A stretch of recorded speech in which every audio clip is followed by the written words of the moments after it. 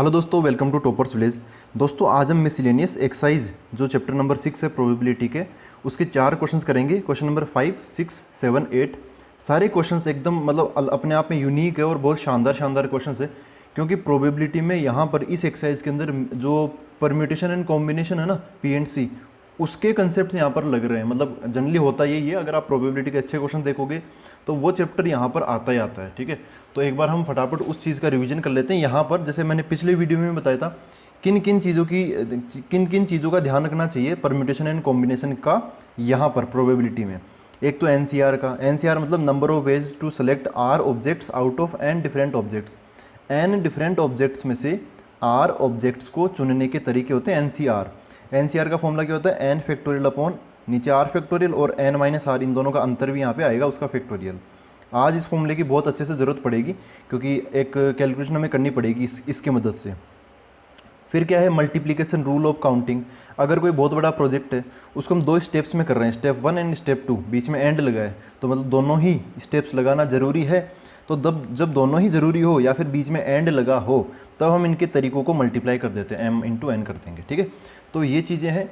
अब वैसे देखा जाए तो ये अपने क्लास 11 मैथ्स का जो NCERT सॉल्यूशन है ना, उसका सेकंड लास्ट वीडियो है। लास्ट वीडियो अगले में हम क्वेश्चन नंबर 9 और 10 देखेंगे। तो करते हैं बस अब, है ना, क्वेश्चन नंबर 5 से स्टार्ट करते हैं।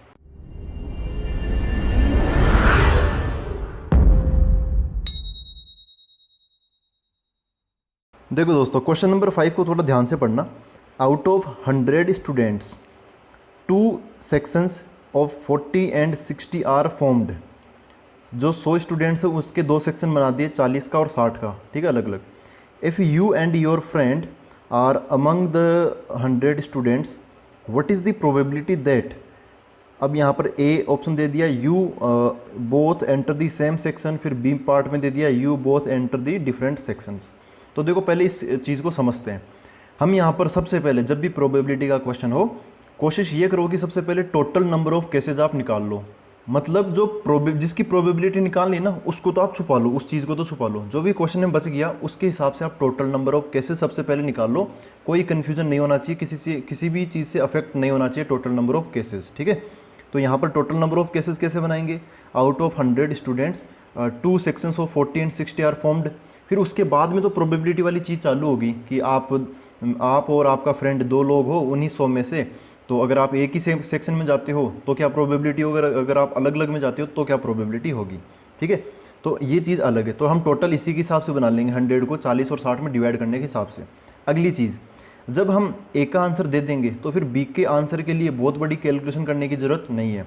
हम ए के लिए कैलकुलेशन कर लेंगे, बी के लिए क्या करेंगे, 1 में से ए वाले का आंसर माइनस कर देंगे तो बी वाला ही तो बचेगा। देखो कैसे, जब हम ऐसे 100 बच्चों के 2 सेक्शन बनाएंगे 40 और 60 में, तब आप और आपका फ्रेंड या तो सेम सेक्शन में जाएगा या फिर अलग सेक्शन में, आप दोनों अलग अलग हो जाओगे। ठीक है, या तो आप साथ रहोगे या फिर अलग अलग हो जाओगे। क्वेश्चन नंबर ये पार्ट 1 में बोला है सेम, मतलब आप एक साथ रहो उसकी प्रोबेबिलिटी, और बी पार्ट में बोला आप अलग अलग रहो उसकी प्रोबेबिलिटी। तो इसके लिए हम अलग से कैलकुलेशन नहीं करेंगे। तो इसकी प्रोबेबिलिटी क्या बचेगी, उसको टोटल में से माइनस करेंगे तो ये है ना, इसको माइनस करेंगे तो यही बचेगा। तो अब बस हम देखते हैं, सबसे पहले टोटल देखेंगे, फिर ए देखेंगे, फिर बी तो आसानी से हो ही जाएगा, 1 में से माइनस करके निकाल लेंगे। तो देखो क्या सिस्टम है, इसको समझना, बहुत अच्छे से समझना। मैं इस एक्सरसाइज के अंदर 2 क्वेश्चंस को सबसे घुमावदार मानता हूँ, मतलब बहुत शानदार क्वेश्चन मानता हूँ। एक तो अपना ये है क्वेश्चन नंबर 5 हो गया, और एक क्वेश्चन नंबर 9। तो आज तो नहीं करेंगे 9 अगली बार करेंगे। तो question number 5 one of them. तो देखो क्या है, ऐसा समझो 100 स्टूडेंट्स है, उसके 2 टुकड़े हो गए, 40 स्टूडेंट्स में और 60 स्टूडेंट्स में। अभी हम टोटल केसेस निकालने पर कंसंट्रेट कर रहे हैं, तो आप और आपका फ्रेंड अभी उनको याद मत करो। ठीक है, तो अभी टोटल निकालते हैं। तो देखो सबसे पहले यहाँ पे मैं लिख लेता हूँ टोटल। कैसे कैसे निकाल सकते हैं टोटल? तो टोटल में देखो क्या कर सकते हो आप, या तो ऐसे कर लो, 100 स्टूडेंट्स की एक क्लास है, उसके 2 टुकड़े हो गए, 40 के अलग हो गए और 60 के अलग हो गए। इसको थोड़ा समझना। तो कितने तरीक़ों से आप 100 के 2 टुकड़े कर सकते हो, 2 सेक्शंस बना सकते हो। तो देखो मैंने क्या किया, कुछ ऐसा अपनाया। समझो कि 100 स्टूडेंट्स को मैंने ऐसे बाहर खड़ा कर रखा है। एक रूम ये है खाली 40 स्टूडेंट्स का, और एक रूम ये है खाली 60 स्टूडेंट्स का।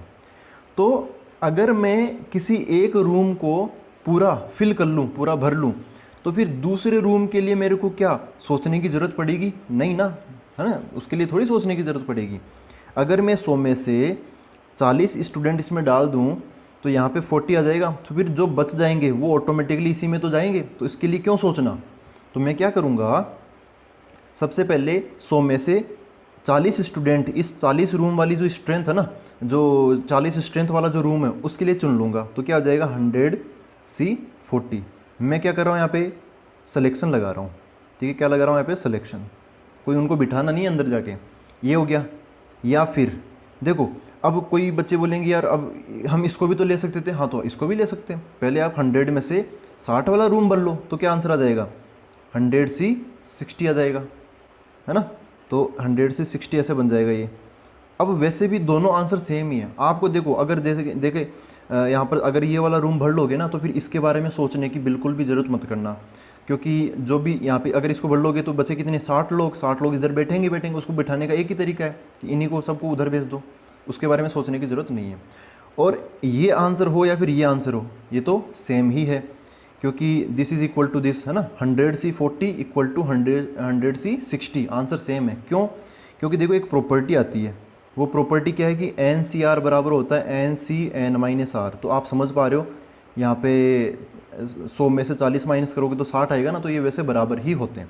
तो टोटल कितने हो गए, 100C40, है ना। अब आगे इसमें सोचने की ज़रूरत नहीं है, टोटल यही होंगे, या फिर 100C60 बोल दो, बात एक ही है।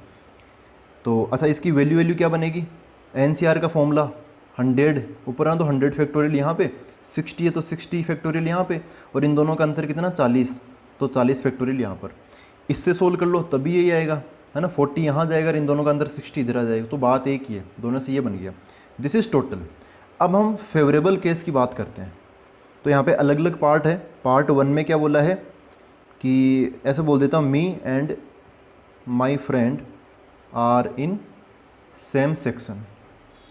हम दोनों एक ही सेक्शन में चले गए, तब इसकी क्या प्रोबेबिलिटी होगी, ये हमें बताना है। तो देखो दोस्तों, इसको भी मैं एक डायग्राम से समझा देता हूँ। ऐसे है, सबसे पहले ऐसे है कि यहाँ पे 100 और इधर इसके इधर चले गए 40 स्टूडेंट्स, और इधर कितने चले गए 60 स्टूडेंट्स। ठीक है। अब मैं और मेरा जो दोस्त है वो दोनों इन 100 में होंगे कि नहीं होंगे, ऑब्वियसली होंगे। तो मैं और मेरा जो दोस्त है वो इसके अंदर है। अगर हम दोनों सेम सेक्शन में जा रहे हैं तो हो सकता है कि हम दोनों साथ साथ रहते हुए 40 वाली क्लास में चले जाएं, या फिर हम दोनों साथ साथ रहते हुए 60 वाली क्लास में चले जाएं। तो जब भी हमें कोई काम करवाना हो तो सबसे पहले उसी काम को करवाओ। हम दोनों को भेज दो एक सेक्शन में, या तो 40 वाले में भेज दो या फिर 60 वाले में भेज दो, है ना। हम दोनों एक साथ या तो इसमें जाएंगे या फिर इसमें जाएंगे। तो मैं यहाँ पे 2 केस बना लेता हूँ, क्योंकि हम दोनों 40 वाले में जाएंगे तो अलग हिसाब किताब होगा, अगर हम दोनों 60 वाले में जाएंगे तो अलग हिसाब किताब होगा। तो यहाँ से मैं 2 केस बना लेता हूँ। सबसे पहले हम दोनों को भेज ही दो उधर। देखो, सबसे पहले मैं 40 वाले में भेज देती हूँ। मैं और मेरा फ्रेंड, हम दोनों किस में चले गए, 40 वाली क्लास में चले गए। ये 40 वाली क्लास है, और इधर ये कौन सी है, 60 वाली क्लास है, और इधर अपने टोटल 100 स्टूडेंट्स है ही। लेकिन एक चीज़ सोचना, जो मैंने क्या बोला कि जो चीज़ करनी है, या फिर जैसे इस पार्ट में बोला है, वो चीज़ आप सबसे पहले कर दो। सेम सेक्शन में जाना है मेरे को और मेरे फ्रेंड को, तो मैंने अपने आप को और अपने फ्रेंड को लेके चला गया और वहाँ पे बैठ गया। ठीक है। अब कितने स्टूडेंट्स यहाँ पर अभी भी खड़े हैं, क्योंकि सबसे पहले मैंने अपने और अपने फ्रेंड को बिठा दिया ना, तो अभी भी मतलब जैसे 100 स्टूडेंट्स को सबको बिठाने से पहले ही हम दोनों जाके बैठ गए। तो अब यहाँ पे कितने स्टूडेंट्स बचे, 98 बचे। और यहाँ पर फिर कितने आएंगे, 40 की स्ट्रेंथ है, 2 तो बैठ गए, तो यहाँ पे 38 आएंगे। यहाँ पे कितने आएंगे, ये 38 और 2, ये तो हो गया 40, और इधर 60 अभी भी है, 60 यहाँ पे आ जाएंगे। ठीक है। तो ऐसा हो जाएगा, 98 के 2 टुकड़े हो जाएंगे, 98 में से 38 अलग हो जाएंगे, बचे 60 और 60 इधर हो जाएंगे। ठीक है। या तो ऐसा हो सकता है, या फिर ऐसा भी हो सकता है। देखो, हम दोनों फ्रेंड, मैं और मेरा फ्रेंड, हो सकता है कि हम 60 वाले में जाके बैठ जाएं। तो ये 40 वाला कमरा है, हम 60 वाले में जाके पहले ही बैठ गए, इसके अंदर मैं और मेरा फ्रेंड जाके पहले ही बैठ गए, है ना, चुपके से। तो यहाँ पर अब कितनी सीट्स बच गई, 58 सीट्स बच गई। और हम क्योंकि यहाँ पे आके बैठ गए, तो हम उन 100 स्टूडेंट्स में मिलेंगे क्या, नहीं ना, वहाँ से तो हम गायब मिलेंगे। तो फिर इधर कितने स्टूडेंट्स खड़े मिलेंगे हमारे अलावा, 90 स्टूडेंट्स खड़े मिलेंगे। तो हम ऐसे कर लेंगे, 98, तो यहाँ पर भी ऐसा हो जाएगा, इन दोनों में बट जाएंगे और इधर भी इन दोनों में बट जाएंगे 90 स्टूडेंट्स, ठीक है, 98 स्टूडेंट्स। तो अब बताओ इसके कितने तरीके हैं और इसके कितने तरीके, बस इतना सा हो गया, अब ज़्यादा दिमाग नहीं लगाना। यहाँ पे 58 इसमें बांट दिया तो इधर तो 40 पूरा खाली, तो इधर 40 आ जाएगा। आप कैसे भी सोल्व करो, देखो इधर भी सबसे पहले इसको भर लेंगे, जैसे मैंने यहाँ पे बताया ना, अगर आप एक कमरे को भर लेते हो तो दूसरे के बारे में सोचने की ज़रूरत नहीं है। जो भी बचेंगे, जो भी इस कमरे को भरने के बाद में बच जाएंगे, वो ऑब्वियसली इसमें ही जाएंगे, तो उसको टेंशन लेने की उसकी ज़रूरत नहीं है। तो आप इस 98 से सबसे पहले किसको भरोगे, ये 38 स्टूडेंट भरोगे या फिर ये 60 भरोगे, तो दो तो हम जाके बैठ गए वहाँ पे। तो आप 98 में से 38 पहले इसमें भर लो, है इसमें टोटल 40 की स्ट्रेंथ, लेकिन दो तो फिक्स हो गए ना, तो जो चीज़ फिक्स हो गई उसमें आप कैलकुलेशन कैसे कर पाओगे, नहीं कर पाओगे, है ना। आप 98 में से ये जो बच गए 38 सीट्स, इनके लिए चुनाव कर लो, तो कितना हो जाएगा 98C 38, समझ गए। अब ये चीज़ इसी के बराबर है 98C 60। आप चाहो तो ये प्रॉपर्टी लगा के देख लेना, आप चाहो तो पहले ये कमरा फिल कर लो या फिर ये कमरा फिल कर लो, आंसर सेम ही आएगा। देखो यहाँ पर क्या लगा है, या मतलब इंग्लिश में बोले तो और, तो और का क्या बन जाता है, प्लस बन जाता है। दो रूल होते हैं ना काउंटिंग के, एक तो मल्टीप्लिकेशन रूल और एक एडिशन रूल। दो स्टेप्स के बीच में अगर एंड आएगा तो मल्टीप्लाई करेंगे, अगर और आएगा या, तो वो यहाँ पे प्लस कर देंगे। तो यहाँ पर इस बार हम क्या करेंगे, इसके केसेज, इस केस के जो नंबर ऑफ वेज है वो प्लस इस केस के नंबर ऑफ केसेज। हाँ भाई, यहाँ पर आते हैं, तो 98 में से 40 इधर भरने हैं और 98 में से 58 इधर भरने हैं, क्योंकि दो तो हम ऑलरेडी जाके बैठ गए। तो आप चाहो तो ये चुन लो या फिर चाहो तो ये चुन लो, तो मैं ये चुन लेता हूँ, है ना, कैसे ही कर लो, आंसर सेम आएगा। 98C 40 is equal to 98C 58। अब यहाँ पे 60 का चुनाव नहीं करना, क्योंकि दो तो हम ऑलरेडी जाके बैठ ही गए, बचे 58, बस इन्हीं का चुनाव करना है। तो कोई सा भी लिख लो, मैं ये लिख लेता हूँ 98C 40, ठीक है। तो ये क्या है, मैंने ये फर्स्ट केस लिया है, मुझे इसी की प्रोबेबिलिटी चाहिए, तो दिस प्लस दिस, यही मेरा क्या हो जाएंगे, यही मेरे फेवरेबल केसेस हो जाएंगे, ठीक है। यही तो हम चाहते हैं, तो यही जो हम चाहते हैं उसके तरीके इतने सारे तरीके हैं। तो ये तो आ जाएगा। प्रोबेबिलिटी में क्या होता है, प्रोबेबिलिटी में जो हम चाहते हैं वो ऊपर आता है, डिवाइड बाय नीचे टोटल आता है। टोटल ये रहा, है ना, अभी हमने पहले निकाल लिया टोटल, और जो हम चाहते हैं वो ये रहा, ये दोनों। तो अब इनकी कैलकुलेशन करते हैं, अगले पेज में कर लेते हैं मैं। तो दोस्तों ऐसा बन जाएगा, probability of me and my friend are in the same section. तो नीचे की तरफ तो क्या आएगा, टोटल यहाँ पर कितना है, ये रहा। 100C 40 बोल दो या 100C 60 बोल दो, बात एक ही है, या फिर ये लिख दो। तो मैं इनमें से ये वाला लिख देता हूँ 100C 40। अब प्रोबेबिलिटी में इसकी चाहता हूँ, तो इसके कितने केसेज है वो यहाँ पे आ जाएंगे। मैं और मेरा फ्रेंड एक ही सेक्शन में जाएं, इसके कितने केसेस बनेंगे। तो मैं 38 वाले में चले जाऊं तो इतने केसेस बन जाएंगे, ये बोल दो या फिर ये बोल दो, बात एक ही है। या फिर मैं और मेरा फ्रेंड 60 वाले में चले जाएं, तब ऐसे बन जाएगा। तो इनमें से ये ले लो या ये ले लो, बात एक ही है। तो मैं ये ले लेता हूँ 98C 38 और इधर में 98C 40 ले लेता हूँ। तो क्या बन जाएगा, ये 98C 38 प्लस 98C 40 ऐसा बन जाएगा। अब इसको सोल्व करना है और अपना आंसर आ जाएगा। अब जो दूसरा वाला पार्ट है ना, उसमें ज़्यादा टेंशन नहीं लेनी, इसका जो भी आंसर आएगा उसको हम 1 में से माइनस कर देंगे। अब दिक्कत ये है कि इसको सोल्व करें तो करें कैसे, छोटा सा आंसर लाना है इसको सोल्व कर आगे। तो देखो मैं इसको सोल्व करने की कोशिश करता हूँ। यहाँ पे जो NCR है ना, उसका फॉर्मूला लगाते चलो आप। इधर 98C 38 का क्या बन जाएगा, 98 फैक्टोरियल डिवाइड बाई ये 38 आ जाएगा, तो 38 का फैक्टोरियल, और फिर इन दोनों का अंतर आ जाएगा। इन दोनों का अंतर कितना हो जाएगा, 60, तो 60 फैक्टोरियल प्लस यहाँ पर 98 आ जाएगा डिवाइड बाई ये 40 आ जाएगा, और इन दोनों का अंतर कितना हो गया, 58, वो आ जाएगा डिवाइड बाई ये तो हमने पहले लिख ही रखा था 100C 40 है, तो 100 फैक्टोरियल अपॉन 40 फैक्टोरियल 60 फैक्टोरियल। अब इसको सोल्व करना है, और अब मैं सोल्व करने के लिए जितना जल्दी हो सकता है उतने जल्दी तरीके से करने की कोशिश करूँगा। देख लो यहाँ पर अभी तक हम क्लास 11 पूरी सोल्व करके आ गए, ये मतलब लास्ट एक्सरसाइज का क्वेश्चन है, और हम ऐसे क्वेश्चन भी ऑलरेडी फैक्टोरियल में देख चुके हैं परम्यूटेशन कॉम्बिनेशन में। तो मैं उसी की टेक्निक लगाऊंगा फैक्टोरियल के ऐसे क्वेश्चंस को सोल्व करते टाइम। जो सबसे बड़ा फैक्टोरियल है, टक्कर वाला जो सबसे बड़ा फैक्टोरियल है, उसी को तोड़ लो और छोटे वाले के बराबर ले आओ। तो मैंने यहाँ पे दो चीज़ें काम में ली, एक तो टक्कर वाला और एक जो बड़ा है वो। तो जैसे टक्कर वाला ये थोड़ी होगा अभी 98 को टक्कर देगा, नहीं, ऐसा नहीं होता। 98 98 और ये 100, ये आपस में काफ़ी नज़दीक है, तो ये आपस में टक्कर वाले हो गए। फिर 38 का टक्कर वाला इधर क्या है 40, और इधर भी क्या है 40, ये पास पास है। 60 के टक्कर वाला कौन सा है 58, और इधर 60। ठीक है, तो हम ऐसे ऐसे लेके चलेंगे। तो देखो सबसे पहले 98 वाली टक्कर वाले देखते हैं। 98 और ये क्या 100, तो मैं इस 100 को तोड़ लूँगा, ये बड़ा है ना, तो इसको तोड़ के मैं 98 फैक्टोरियल तक ले आऊँगा। देखो कैसे, तो इक्वल टू ये अपना बड़ा डिवीजन हो गया। यहाँ पे 100 फैक्टोरियल को मेरे को 98 में लाना, तो 100 फैक्टोरियल क्या होता है 100 इंटू 99 इंटू 98, 97, 96 ऐसे सारे मल्टीप्लाई में आएंगे। मैं सबको नहीं खोल रहा, 98 फैक्टोरियल ही रख देता हूँ, डिवाइड बाई यहाँ पे कुछ ना कुछ आएगा, प्लस यहाँ पर कुछ ना कुछ आएगा डिवाइड में, और ये भी क्या आ जाएगा अपना ऐसा डिवाइड में बन जाएगा। देखो अब अगली चीज़, तो 98 ये तो छोटे हैं ही, तो यहाँ पे तो लिख देता हूँ मैं 98 का फैक्टोरियल, इधर भी 98 का फैक्टोरियल, इधर 98 का फैक्टोरियल दिख गया, ऐसे काट दूंगा मैं सबको एक साथ। ठीक है, खैर अब आते हैं 38 वाली फैमिली पर आते हैं। तो 38, 40, 40, तो इनमें 38 में और 40 में, और 40 में बड़ा कौन है 40 बड़े हैं ना ये दोनों, तो ये दोनों बड़े हैं, बड़े वालों को तोड़ो।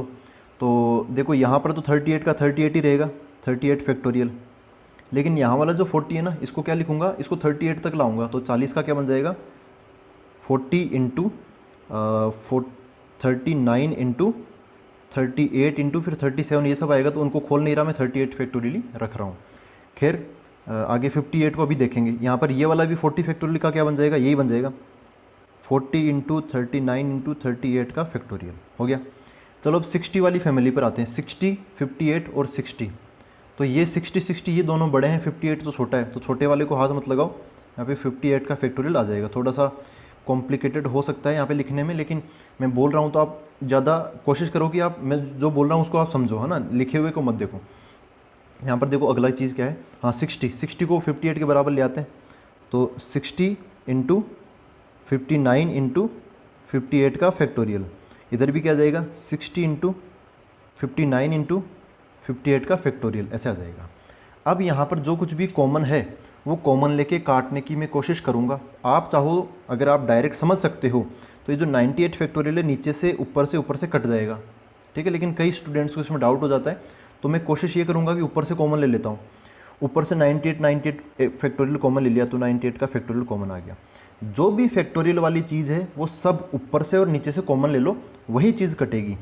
यहाँ पे 38 फैक्टोरियल और यहाँ पे 58 फैक्टोरियल, 38 फैक्टोरियल 58 फैक्टोरियल, बचा क्या, ऊपर क्या बचा 1, यहाँ पे क्या बच गया 60, 59, तो 60 इंटू 59 बच गया, प्लस यहाँ पर ये दोनों फैक्टोरियल तो कॉमन आ ही गए, ये आ गया, यहाँ पे क्या बच गया 1/40 इंटू 39 डिवाइड बाई, नीचे की तरफ क्या बचेगा, देखो ये 98 फैक्टोरियल और ये फैक्टोरियल मतलब कौन सा 38 फैक्टोरियल और 58 फैक्टोरियल मैंने कॉमन ले लिया।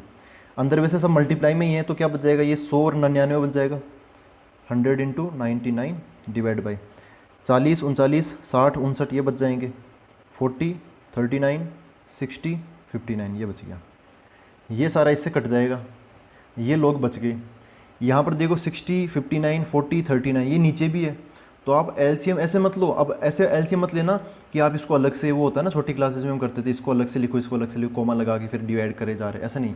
आप इन्हीं दोनों को ऐसे अलग अलग मानते हुए ले लो एलसीएम इनका।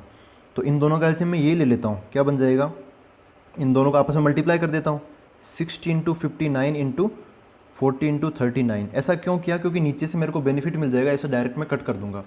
कैलकुलेशन करने की टेक्निक है ये। इसको इधर भेज देता हूँ, इसको इधर भेज देता हूँ, तो क्या हो गया 40 इंटू 39 प्लस ये इधर चला गया 60 इंटू 59, और डिवाइड में ये आ जाएगा अपना 100 इंटू 99 डिवाइड बाई ये 40 इंटू 39 इंटू 60 इंटू 59, ऐसा बन गया। ठीक है, ये अपना मेन डिवीजन है। तो ये जो है ना, ये वाला नंबर, ये सारे के सारे ऊपर वाले से कट जाएंगे, तो मैं इसको इससे कट कर देता हूँ। अब जो बच गया उसको सोल्व कर लेते हैं यार, बहुत लंबा खिंच गया ये। तो इसको सोल्व करके मैं ऊपर रख देता हूँ। नीचे की तरफ तो क्या है 100 इंटू 99, ऊपर की तरफ ये है दिस प्लस दिस, तो इसको सोल्व करके मैं अलग से खुद से ही बता देता हूँ यहाँ पर क्या बचेगा।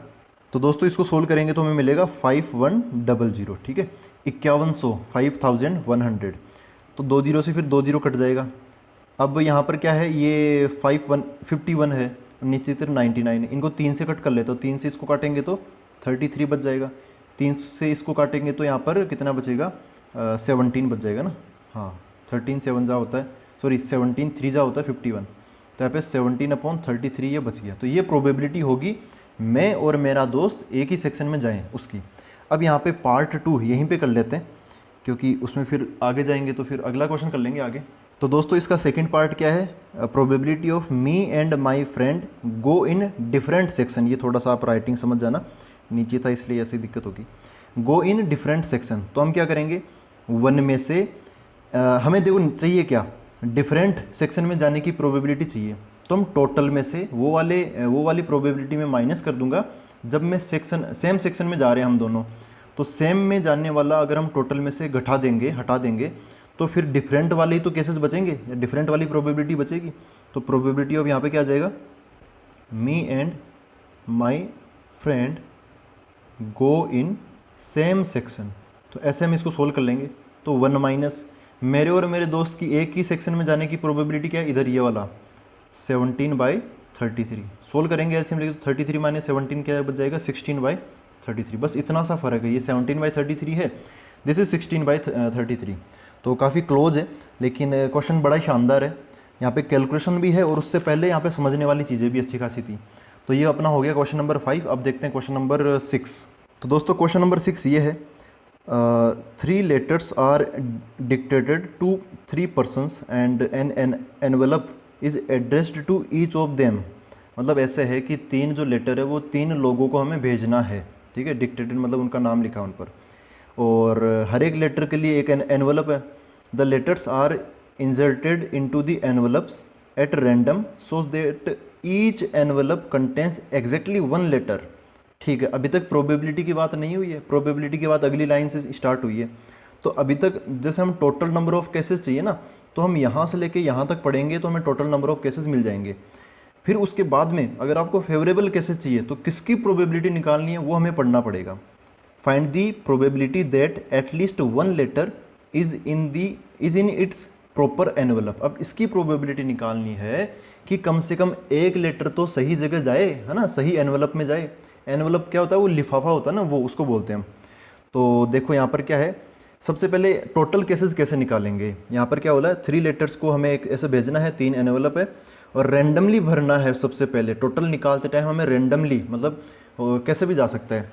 और फिर क्या बोला, so that each envelope contains exactly 1 letter. हाँ ये तो होना चाहिए यार, एक एनवेलप में एक ही लेटर होना चाहिए, ऐसा नहीं 2-2 3-3 लेटर एक ही एनवेलप में डाल रहे हो। तो ऐसा है, ये इसका लेटर, ये लेटर 1 है तो ये एनवेलप 1 है। कायदे से सोचा जाए तो लेटर 1 एनवेलप 1 में जाना चाहिए, तभी सही होगा। लेटर 2 के लिए एनवेलप 2 हो गया और लेटर 3 के लिए एनवेलप 3 हो गया, ठीक है, ये कायदे की बात है। लेकिन सबसे पहले क्या निकालते हैं, टोटल। तो टोटल में क्या होगा, एकदम हम जो रैंडमली इनको फिल करेंगे या फिर इंसर्ट करेंगे। तो कैसे, क्योंकि क्वेश्चन में बोला रैंडमली, ऐसे वर्ड का नाम वर्ड यूज में लिया है। तो देखो टोटल कैसे करेंगे, तो यहाँ पे परम्यूटेशन कॉम्बिनेशन लग जाएगा। सबसे पहले लेटर 1, हाँ ये तो ध्यान रखेंगे कि एक लेटर, है ना, एक जो लेटर है वो एक ही किस में जाना चाहिए, एनवेलप में जाना चाहिए ना, इसका तो हम ध्यान रखेंगे। तो टोटल देखो कैसे निकालेंगे। ये जो लेटर 1 है ये इन तीनों में से कहीं पर भी जा सकता है। तो इस लेटर 1 के पास में कितने ऑप्शन हो गए, 3 ऑप्शन हो गए। मल्टीप्लाई बाय, मल्टीप्लाई क्यों कर रहे हैं, मल्टीप्लिकेशन रूल लग रहा है, क्योंकि लेटर 2 को भी कंसिडर करना जरूरी है ना। लेटर 1 को भेजेंगे एंड लेटर 2 को भेजेंगे, तो एंड का क्या हो गया, मल्टीप्लाई हो गया। तो लेटर 2 को कैसे भेजेंगे, देखो लेटर 1 को जब हमने लेटर 1 के बारे में सोचा तो लेटर 1 किसी न किसी में तो चला जाएगा ना यार। समझो कि लेटर 1 चला गया E2 के अंदर, तो ये E2 अब भर गया, है ना, अब ये हट गया। तो अब L2 लेटर 2, अब लेटर 2 हो सकता है एनवेलप 1 में चला जाए, हो सकता है एनवेलप 2 में चला जाए। तो लेटर 2 के पास कितने ऑप्शन है, 2 ऑप्शन है ये। तो इसके ऑप्शंस, इसके जो तरीके हैं वो यहाँ पे आ जाएंगे। मल्टीप्लाई में अभी तीसरे को भी कंसिडर करना जरूरी है। तो लेटर 3 के पास में समझो कि लेटर 2 चला गया E1 में, तो इसमें L1 चला गया था, ये खत्म, इसमें L2 चला गया, ये खत्म, अब E3 यही बचा। तो लेटर 3 किस में चला जाएगा, E3 में चला जाएगा। तो इसके पास एक ही तो तरीका बचा। तो 3 × 2 × 1 टोटल तरीके कितने हो गए, 6। ये टोटल नंबर ऑफ वेज हो गए। अब प्रोबेबिलिटी जिस चीज़ की निकालनी है तब हम फेवरेबल केसेस लाएंगे यहाँ पर। तो देखो अब क्या लाते हैं हम, फेवरेबल केसेस। और हम चाहते क्या है, किसकी प्रोबेबिलिटी चाहते हैं वो हमें बताना है, उसके हिसाब से चलना पड़ेगा। यहाँ पे प्रोबेबिलिटी बतानी में at least one letter is in the proper envelope. यहाँ पे मैं लिख देता हूँ फेवरेबल केसेस किसके लिए। तो ऐसा है फेवरेबल, हमें इसके बारे में सोचना है, मतलब कि at least one letter go into its proper envelope, ये अपने वाले प्रॉपर एनवलप में जाना है। मतलब L1 E1 में जाए या L2 E2 में जाए या फिर L3 E3 में जाए। तो देखो यहाँ पर एक वर्ड का यूज़ में लिया है, वो क्या है, एटलीस्ट। एटलीस्ट का मतलब क्या होता है, मैं कई बार बता चुका, इसका मतलब होता है कम से कम, ये बता दिया। इससे कम नहीं होना चाहिए, है ना, कम से कम इतना होना चाहिए, इससे कम नहीं होना चाहिए। ज़्यादा भले ही हो सकता है, कोई दिक्कत नहीं है। तो हम इसको ऐसे करेंगे, at least one letter into proper envelope है ना, तो हम ऐसे कर लेंगे, एक लेटर को प्रॉपर एनवलप में डाल देंगे, उसको सोल्व कर लेंगे, फिर दो लेटर को प्रॉपर में डाल देंगे, उसको सोल्व कर लेंगे, फिर तीन लेटर्स को प्रॉपर में डाल देंगे, उनको सोल्व कर लेंगे। ठीक है, यहाँ पे आगे जाके एक ट्विस्ट आएगा, वो भी देखेंगे क्या है। तो सबसे पहले हम पहली वाली चीज़ लगाते हैं यहाँ पर। तो सबसे पहले मैं क्या कर लेता हूँ, यहाँ पर ऐसे बोल देता हूँ कि जो वन लेटर है वो मैं प्रॉपर एनवेलप में डाल देता हूँ। ठीक है, एक लेटर में प्रॉपर एनवेलप में डाल देता हूँ।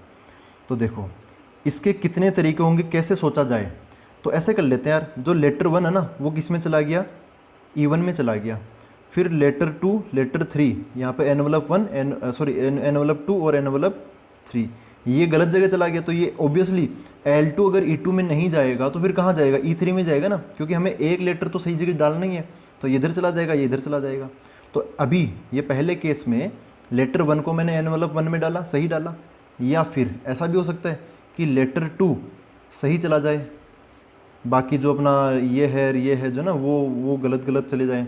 और या फिर ऐसा हो सकता है कि अपना जो लेटर थ्री है वो सही एनवलप मतलब E3 में चला जाए, बाकी अपने ये क्रॉस मल्टीप्लाई ऐसे हो जाएंगे, है ना। ये वाला L1 E2 में चला जाएगा और जो L2 है वो E1 में चला जाएगा, ऐसे। तो कितने केस हो गए, ये केस, ये केस, ये केस, है ना। ये केस हो गया, एक ये केस हो गया और एक ये केस हो गया। तो कितने केस हो गए, ये 3 केसेस, 3 केस हो गए ये। तो ऐसे करके हम एक लेटर को एक प्रॉपर उसके एनवलप में डाल सकते हैं। तो यहाँ पे एटलीस्ट वन का यूज़ में लिया गया। अब एटलीस्ट वन में एक का कर दिया हमने, है ना। अब दो का करते हैं, चलो। यहीं पे हमें ट्विस्ट देखने को मिलेगा, 2 लेटर्स, और ये अब जाएंगे किस में, प्रॉपर एनवलप में जाने वाले हैं। अब ये 2 लेटर प्रॉपर एनवलप में जाएंगे। तो देखो यहाँ पे L1, L2, L3 हो गया, यहाँ पे E1, E2, E3 हो गया। सबसे पहले देखो 2 लेटर को प्रॉपर जगह भेजना है, तो मैंने L1 को E1 में जाना पड़ेगा, प्रॉपर मतलब सही अपने वाले में मैच हो जाए। L2 मतलब E2 में चला गया। अब L3 के पास में कोई रास्ता बचा क्या, L3 गड़बड़ हो सकता है क्या, नहीं हो सकता ना। जब आप मतलब मान लो 100 लेटर है, अगर आप 99 को सही जगह भेज दो तो फिर जो लास्ट वाला लेटर है वो तो ऑटोमेटिकली सही जगह जाएगा, उसके पास ऑप्शन ही नहीं बचा। तो इसको भी फिर इसी में जाना पड़ेगा। तो 2 लेटर को आप प्रॉपर एनवलप में भेजो, या फिर 3 लेटर को आप प्रॉपर एनवलप में भेजो, बात एक ही है। तो इनका एक ही केस बनेगा, वो है ये, सभी अपनी अपनी सही जगह पे चले जाए। 2 लेटर को भेजोगे तब भी यही केस आएगा, 3 लेटर को सही जगह भेजोगे तब भी यही केस आएगा। तो यहाँ से एक केस हमें यहाँ से मिल गया, 1 केस, एक केस यहाँ से मिल गया, 3 केस यहाँ से मिल गए। ये क्या है, फेवरेबल एटलीस्ट चाहता था तो उसके 2 टुकड़े कर दिए, है ना। 1 लेटर, 2 लेटर या 3 लेटर हो, बात एक ही है। तो 1 लेटर के 3 केस और 2 लेटर सही जगह जाए उसका 1 केस। तो टोटल फेवरेबल केसेस कितने हो गए, यहाँ पे मैं लिख देता हूँ total, therefore total favourable cases बराबर 3 ये और 1 ये, कितना हो गया, 4 हो गया। तो अब हम आराम से प्रोबेबिलिटी निकाल सकते हैं। फेवरेबल केसेस कितने हैं, 4, टोटल केसेस कितने हैं, 6। तो अब बताओ यहाँ पे फाइनली, अब यहाँ पे हम आंसर लिख पाएंगे। देखो नोट्स में मैं थोड़ा इधर उधर लिख रहा हूँ, ये थोड़ा इधर फिर इधर। तो अगर आप वीडियो पूरा देखोगे तब तो समझ जाओगे, नहीं अगर आप डायरेक्ट नोट्स देखोगे फिर समझ में नहीं आएगा कि मैंने कैसे कैसे लिखा है। तो आंसर अब यहाँ पे क्या हो जाएगा, प्रोबेबिलिटी क्या हो जाएगी, फेवरेबल 4 डिवाइड बाई 6, ये क्या हो गया अपना फेवरेबल, ये यहाँ पर लिखा हुआ ये रहा, और टोटल ये रहा 6, ये क्या अपना टोटल। इसको सोल्व कर देंगे तो 2 से कट जाएगा, तो 2/3 यहाँ पे आंसर बन जाएगा। This is answer. ठीक है, अब हम देखते हैं क्वेश्चन नंबर 7। तो दोस्तों क्वेश्चन नंबर 7 ये है, A and B are 2 events such that PA equal to है 0.54, PB है 0.69 एंड PA इंटरसेक्शन B है 0.35। अच्छा, फाइंड फर्स्ट पार्ट क्या बोला है, P ए यूनियन बी ये हमें चाहिए। तो ये तो ए यूनियन बी वाला, ये तो देखो वो एक्जियोमेट्रिक अप्रोच है ना, प्रोबेबिलिटी का आप सेट से समझ सकते हो ना, सेट मतलब समुच्चय चैप्टर 1 उसे समझ सकते हो। फिर पी यहाँ पे ए डैश इंटरसेक्शन बी डैश, देखो दोनों का ही डैश आ गया, इसका मतलब डी मॉर्गन्स लॉ एक्टिवेट कर दो। और फिर क्या है, probability of A intersection B dash, एक अकेले पर डैश है तो ये तो माइनस में चला जाएगा, और ये बी इंटरसेक्शन ए डैश तो ये भी माइनस में चला जाएगा। ठीक है, तो देखो इसको करते हैं हम 1 बाई 1। क्वेश्चन मैंने लिख लिया, डेटा मैंने लिख लिया, सही है ये। तो सबसे पहले पी ए यूनियन बी, तो इसका तो सीधा सीधा फॉर्मूला होता है probability of A plus probability of B minus probability of A intersection B, ये लगा दो। तो क्या बन जाएगा, पी ए कितना है 0.54, P B 0.69 minus P A intersection B 0.35। तो वही है कि यार कैलकुलेशन अब हमें करनी पड़ेगी, तो इनको करते हैं। चलो ये 35 इधर से माइनस ही कर लेते हैं पहले, तो 5 ये कितना बच जाएगा 4, ये 0.54 इसको मत छेड़ो अभी, ये कितना बच गया 0.34 ये बच गया ना। ठीक है, हाँ तो इसको सोल्व करेंगे तो 4 4 ये 8 हो जाएगा, ये भी 8 हो जाएगा, तो 0.88 इसका आंसर बन जाएगा। अब देखते हैं अगला पार्ट, इसमें क्या बोला, probability of A dash intersection B dash, ये पूछ लिया। देखो यहाँ पर ये क्या बन जाएगा, डी मॉर्गन्स लॉ लगाऊंगा, उसको बाद में लिखूंगा, पहले मैं अप्लाई कर रहा हूँ। प्रोबेबिलिटी ऑफ, जब भी आपको दोनों पर डैश दिखाई दे, ऐसा मैंने पहले भी बोला था, आज भी देखो क्या है, जब भी आपको दोनों पर डैश दिखाई दे तो आप क्या करो, दोनों का जो डैश है वो क्या ले लो, कॉमन ले लो। ठीक है, मैं यहाँ पे अलग ब्रैकेट लगा देता हूँ, ये वाला ब्रैकेट मैंने अलग लगा दिया, तो दोनों का डैश मैंने कॉमन ले लिया। अब अंदर जो भी चीज़ें हैं ना वो बदल जाएगी, तो ए डैश का ए बच जाएगा, बी डैश का बी बच जाएगा, और इंटरसेक्शन का यूनियन बच जाएगा। ठीक है, सबको बदल दो, तो यही होता है डी मॉर्गन्स लॉ। अगर ऐसे है तो आप इसको डिस्ट्रीब्यूट कर दो तब भी सब बदल जाएंगे, कॉमन ले लो तब भी सब बदल जाएंगे। ये क्या है, डी मॉर्गन्स लॉ। ठीक है, तो ये अब ज़्यादा आसान है सोल्व करने के लिए, हमेशा क्वेश्चन में ऐसा ही आएगा, बिखरा हुआ आएगा, आपको कॉमन लेना है। इसके बाद में देखो क्या करेंगे, अब यहाँ पर ये किसी का कॉम्प्लीमेंट है, डैश लगा मतलब कॉम्प्लीमेंट है, और जैसे हमें किसी के कॉम्प्लीमेंट की, किसी इवेंट ई के कॉम्प्लीमेंट की प्रोबेबिलिटी चाहिए, तब आपको ई की जो प्रोबेबिलिटी है, जो सीधा सीधा बिना कॉम्प्लीमेंट है, उसकी प्रोबेबिलिटी को 1 में से माइनस करना चाहिए, है ना, क्योंकि ये होता है नॉट ई, तो टोटल में से ई वाली प्रोबेबिलिटी माइनस कर दो तो नॉट ई वाली प्रोबेबिलिटी आ जाएगी, मतलब डैश वाली प्रोबेबिलिटी आ जाएगी।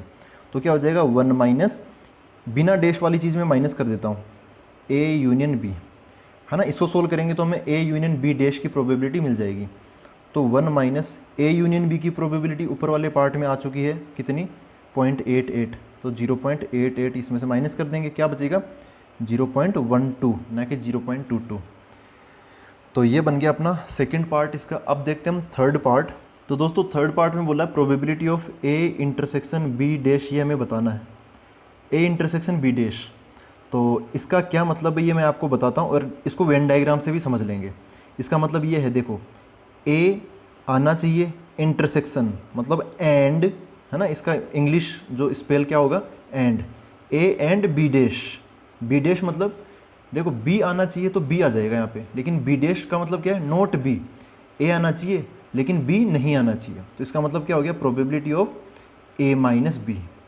ऐसे इंटरसेक्शन बी डैश, इसको हम माइनस बी से भी रिप्रेजेंट कर सकते हैं। इसका मतलब क्या है, थोड़ा और मैं क्लियरली आपको समझाता हूँ। देखो ऐसा है, ये अपने पास में सैम्पल स्पेस है, मतलब ये डिब्बा ना रेक्टेंगल, ये सबसे बड़ा है सेट में बोले तो यूनिवर्सल सेट। इस पूरे डिब्बे की प्रोबेबिलिटी क्या है 1, टोटल प्रोबेबिलिटी 1। इसके अंदर 2 इवेंट है ए और बी, तो ए समझो यहाँ पर है और बी समझो यहाँ पर है, this is A and this is B. बीच वाला जो पोर्शन है इसका क्या नाम है, इसका नाम है अपना ए इंटरसेक्शन बी, क्योंकि ये कॉमन है दोनों के बीच में। ठीक है, अच्छा उसके बाद में ये इधर वाला जो ऐसे में ऐसे लाइनिंग ऐसे बना रहा हूँ, ठीक है, ध्यान रखना मैं इस बॉर्डर के इधर इधर ही बना रहा हूँ, तो इसका क्या नाम है, इसका नाम है अपना ए माइनस बी, हो गया। और ये जो इधर मैं डॉट डॉट डॉट डॉट ऐसे बना रहा हूँ, ध्यान रखना मैं इस बॉर्डर के इधर इधर का ही बना रहा हूँ, बी के अंदर है लेकिन ये कॉमन वाला पोर्शन नहीं है, तो ये कौन सा हो गया, इसका क्या नाम हो गया, ये बी की तरफ है लेकिन ए वाला हमने काट दिया, इसका मतलब बी माइनस ए, ये हो गया। तो अब हमें किसकी प्रोबेबिलिटी चाहिए, ए माइनस बी, इसकी प्रोबेबिलिटी हमें चाहिए। इसका भी चलो मैं एक फॉर्मूला आपको यहीं पे निकाल के बता देता हूँ, फिर अगला पार्ट भी ऐसे आसानी से हो जाएगा। देखो क्या है, ये वाला आपको दिख रहा है, ये वाला जो मैं अब पेन से घुमा रहा हूँ, ये जो पेन घुमा रहा हूँ ना मैं, ये कौन सा गोला है, इस गोले का पूरा क्या नाम है, इसका क्या नाम है ए, इसका क्या नाम है ए। तो प्रोबेबिलिटी ऑफ ए, अब इस पूरे गोले के दो टुकड़े हो गए इस बॉर्डर की वजह से, तो ये बॉर्डर दो भागों को अलग अलग करती है। कौन सा, इधर तो ये हो गया a माइनस बी, इधर क्या हो गया a इंटरसेक्शन बी। तो इन दोनों की प्रोबेबिलिटी को अगर मैं जोड़ूंगा तो मेरे को कंप्लीट प्रोबेबिलिटी a की मिल जाएगी। मतलब ये वाला कौन सा है, probability of a minus B, और ये बीच वाला कौन सा है, probability of a intersection b। ठीक है, हमें किसकी प्रोबेबिलिटी चाहिए, probability of a minus B, मतलब हमें ये चाहिए, दिस, वी वांट दिस। ठीक है, चूँकि यहाँ पे इसलिए लगा देता हूँ, देयरफॉर ये हो गया। अब मेरे को ये चाहिए तो मैं इस a इंटरसेक्शन b को इधर भेज दूंगा, तो मेरे को क्या मिलेगा, इसको इधर भेज दिया तो ये मिलेगा p a minus B equal to, ये इसके पास चला गया तो क्या बन जाएगा p a माइनस, ये उधर जाएगा माइनस का हो जाएगा a इंटरसेक्शन b। तो ये फॉर्मूला अब आप याद रखना, जब भी हमें a माइनस बी की प्रोबेबिलिटी चाहिए तो a में से कॉमन, इंटरसेक्शन क्या होता है कॉमन, वो हटा देंगे। जब हमें b माइनस ए की प्रोबेबिलिटी चाहिए होगी इसके अगले पार्ट में, तब हम b में से कॉमन हटा देंगे। ठीक है, तो इसकी जगह क्या आ जाएगा, probability of a minus probability of a intersection b। a minus B है तो a में से मैंने कॉमन हटा दिया, तो a की प्रोबेबिलिटी क्या है यहाँ पे, ये रहा 0.54 minus common a intersection b, उसकी प्रोबेबिलिटी क्या है, ये रही 0.35। माइनस करेंगे तो क्या बचेगा, तो ये कितना होता है 19 ये बच जाएगा। हो गया ये खत्म, ये हो गया। अब देखते हैं फोर्थ पार्ट, इसमें बोला है probability of b intersection a dash. a dash मतलब a नहीं, मतलब probability of b minus a, ये चाहिए। b माइनस a है तो फिर हमें प्रोबेबिलिटी ऑफ b में से कॉमन a इंटरसेक्शन b घटाना पड़ेगा। आप b में से a मत घटाना, वो तो वहाँ पे लिखने का तरीका है, एक्चुअल में प्रोबेबिलिटी b में से प्रोबेबिलिटी a इंटरसेक्शन b वो गायब होगा। तो प्रोबेबिलिटी ऑफ b क्या है 0.69 माइनस दोनों का इंटरसेक्शन, उसकी प्रोबेबिलिटी क्या है, ये रही 0.35। तो 70 में से 35 जाता तो 35 बचता है, 69 में से 35 जाएगा तो 34 बच जाएगा, 0.34 ये हो गया। तो ये हो गया, ये हो गया, ये हो गया और ये हो गया। ठीक है, ये हो अपना क्वेश्चन नंबर 7। अब देखते हैं क्वेश्चन नंबर 8, आज का लास्ट क्वेश्चन। दोस्तों question number 8, from the employees of A company 5 persons are selected to represent them in a managing committee of the company। ठीक है, particulars of 5 persons are as follows। ये 5 लोग हैं, serial number दे रखा है, उनका नाम लिखा हुआ हरीश, रोहन, शीतल, आइलिस एंड सलीम। सेक्स दे रखा उनका, gender male male, female female male. उनकी एज मतलब उनकी आयु दे रखी है 30, 33, 46, 28 एंड 41। फिर क्या बोला है, a person is selected at random from this group to act as a spokes person. यहाँ पे व्हाट इज़ द प्रोबेबिलिटी, अब इसको मत पढ़ो क्योंकि आगे तो प्रोबेबिलिटी पूछ ही रहे हैं, हमें सबसे पहले टोटल केसेस वगैरह ये सब चाहिए, तो वो हम सेलेक्ट कर सकते हैं। टोटल केसेस कितने हो जाएंगे 5। हमें कितने लोग सेलेक्ट करने हैं, ए person is selected at random, है ना, एक पर्सन इसमें से सेलेक्ट करना है। तो 5 लोगों में से एक सेलेक्ट करने के तरीके क्या हो जाएंगे, 5 ही हो जाएंगे, 5C1 = 5। या फिर ऐसे देख लो, 5 लोग हैं, या तो इसको सेलेक्ट कर लो, या फिर इसको, या फिर इसको, या फिर इसको, या फिर इसको। तो 5 ऑप्शन हो गए ना अपने पास। तो टोटल नंबर ऑफ केसेस कितने हो गए 5। अब आगे पढ़ो, क्या बोला है, व्हाट इज़ द प्रोबेबिलिटी, ये हमें फेवरेबल केसेस के बारे में बताएगा। What is the probability that the spokes person will be either male or over 35 years, या तो मेल हो या फिर 35 साल से बड़ा हो। ठीक है, 35 ईयर्स से उसकी एज ज़्यादा हो। तो देखो कैसे करेंगे इसमें, यहाँ पर एक फ्रेज़ का यूज़ में लिया है, फ्रेज़ आइदर और। आइदर और, तो आइदर और आते ही हमारे दिमाग में क्या आना चाहिए, यूनियन।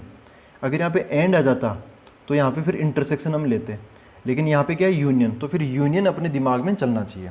तो अभी तक तो मैंने कुछ नहीं लिखा, सबसे पहले यहाँ पे जो लास्ट में जो चीज़ बोली ना वही मैं लिखना चाह रहा हूँ। हमें क्या चाहिए, प्रोबेबिलिटी निकालनी है किसकी, कि वो जो पर्सन है वो क्या हो, मेल हो, है ना, either male or over 35 years, ये चाहिए। इनके बीच में आइदर और लगा हुआ है, तो मैं आइदर और तो लगाऊंगा नहीं, मैं इसको और इसको किससे कनेक्ट कर दूंगा, यूनियन से, क्योंकि जो यूनियन होता है वही किसका काम करेगा, अपना आइदर और का काम करेगा। ठीक है, तो यहाँ पर मैंने क्या लगा दिया, यहाँ पर यूनियन लगा दिया। अब देखो यूनियन लगा दिया, तो यूनियन का फिर फॉर्मूला क्या होता है, हमने अभी पिछले वाले क्वेश्चन में देखा ना, probability of A union B क्या होता है, वही तरीका यहाँ पे लगेगा। तो इसका फॉर्मूला क्या बन जाएगा, प्रोबेबिलिटी ऑफ, सबसे पहले ए आएगा, ए मतलब कौन, मेल, ये ए का काम कर रहा है और ये बी का काम कर रहा है, प्रोबेबिलिटी ऑफ ए मतलब probability of male plus probability of B मतलब प्रोबेबिलिटी ऑफ ओवर 35 ईयर्स, फिर माइनस करेंगे probability of A intersection B, दोनों का इंटरसेक्शन माइनस कर देंगे, probability of male intersection over 35 years. ऐसे दोनों चीज़ें मैं ऐसे लिख रहा हूँ, मैं चाहता तो इनको अलग अलग नाम दे सकता था, जैसे यहाँ पर इसको ए बोल दिया, इसको बी बोल दिया, फिर सोल्व कर लेता। खैर अब अपना क्वेश्चन हमें ये चाहिए, अब अपना क्वेश्चन अगर हम इनकी तीनों की वैल्यू निकाल के यहाँ रख देंगे तो अपना काम हो जाएगा। चलो 1 बाई 1 एक एक को निपटाते हैं। सबसे पहले प्रोबेबिलिटी ऑफ मेल देखते हैं, तो प्रोबेबिलिटी ऑफ मेल, उसका जो सेक्स है वो मेल हो, मतलब वो उसका जेंडर मेल हो, उसकी क्या प्रोबेबिलिटी है। तो देखो कैसे निकालेंगे, यहाँ पर वापस हम टेबल पर चलते हैं, हमें चाहिए प्रोबेबिलिटी ऑफ मेल, तो नीचे तो क्या जाएगा, टोटल नंबर ऑफ मेंबर्स, और ऊपर क्या जाएंगे, टोटल नंबर ऑफ मेल्स। तो देखो टोटल कितने लोग हैं, वही 5, मैंने पहले बोला था, यहाँ पे टोटल नंबर ऑफ केसेस क्या बन जाएंगे, 5 बन जाएंगे। मेल की प्रोबेबिलिटी तो आप, अब देखो मेल की प्रोबेबिलिटी तो आपको इसके बारे में नहीं सोचना कि ओवर 35 है कि नहीं, वो अलग चीज़ है, वो हो भी सकता है नहीं भी हो सकता, आपको बस यहाँ पे जो लिखा है उसके बारे में सोचना है। मेल कितने हैं, तो यहाँ पे ये हरीश, रोहन और सलीम, एम 3 जगह एम दिख रहा है, तो यहाँ पे 3 मेल हो गए, तो 3/5 इसकी प्रोबेबिलिटी होगी, ये वाला आ गया। अब प्रोबेबिलिटी ऑफ ओवर 35 ईयर्स ये निकाल लेते हैं, तो प्रोबेबिलिटी ऑफ ओवर 35 ईयर्स, इसकी प्रोबेबिलिटी क्या होगी, देखो नीचे की तरफ तो 5 आएगा, क्योंकि ये तो क्या है टोटल, ऊपर की तरफ क्या आएगा, वही चीज़ आएगी जो यहाँ पे लिखी हुई है, ओवर 35 ईयर्स। तो यहाँ पर अब मेल फीमेल का ध्यान नहीं रखना, आप ये देख लो किसकी जो उम्र है वो 35 ईयर्स से ज़्यादा है, तो ये तो 30 है, कम है, ये भी कम है, ये ज़्यादा है 46, ये तो कम है, ये 41, ये ज़्यादा है, तो ये 46 मतलब ये शीतल, और ये 41 मतलब ये सलीम, इनकी उम्र 35 से ज़्यादा है, तो कितने लोग हैं, 2 लोग हो गए, तो इसकी प्रोबेबिलिटी भी आ गई कितनी, 2/5। अब ये निकालते हैं probability of male intersection over 35 years, तो इसको लिख लेता हूँ मैं, probability of intersection over 35 years. तो देखो इंटरसेक्शन का मीनिंग क्या हो गया, बोथ, मतलब मेल ढूंढना है, साथ ही साथ इंटरसेक्शन मतलब साथ ही साथ ओवर 35 ईयर्स का, तो हमें 35 ईयर्स से ज़्यादा वाला मेल ढूंढना है, कितने होंगे, इसकी प्रोबेबिलिटी बतानी है। तो नीचे तो क्या आ जाएंगे, टोटल 5 लोग हैं, तो उसमें से मेल ढूंढो जो कि 35 साल से बड़ा भी हो, तो 35 साल से बड़े 2 लोग थे, ये और ये 46 और 41, उसमें जो 46 है शीतल वो तो फीमेल है, और जो 41 पर कौन है, सलीम, वो मेल है। तो यहाँ पर एक केस आ गया यहाँ पर, तो यहाँ पे फेवरेबल नंबर ऑफ केसेस क्या हो जाएंगे, 1। तो ऐसे सारी वैल्यूज़ हमने निकाल ली, तो ये भी अपना हो गया। तो ये जो तीनों वैल्यूज़ है वो हम यहाँ पर क्या कर देते हैं, पुट, और तो क्या करेंगे, तो इसको सोल्व करते हैं। चलो तो ये इधर हो गया, ये सारी चीज़ें यहाँ पे रख देंगे। तो अब इसकी प्रोबेबिलिटी ये, अब यहाँ पर मैं वैल्यू रख देता हूँ, प्रोबेबिलिटी ऑफ मेल कितना है, ये 3/5 plus probability of over 35 years, तो इसकी प्रोबेबिलिटी कितनी है, 2/5 minus probability of male intersection this, इसकी प्रोबेबिलिटी क्या है, 1/5, सॉरी ये क्या हो गया, 1/5 ऐसे हो गया। तो यहाँ पर ये गलत हो गया थोड़ा सा, मतलब ये पेन चल गया, हाँ ऐसे है, तो 1/5 हो गया। एलसीएम 5, 3 + 2 5 - 1 4 हो गया, तो इसका आंसर कितना आ गया, 4/5।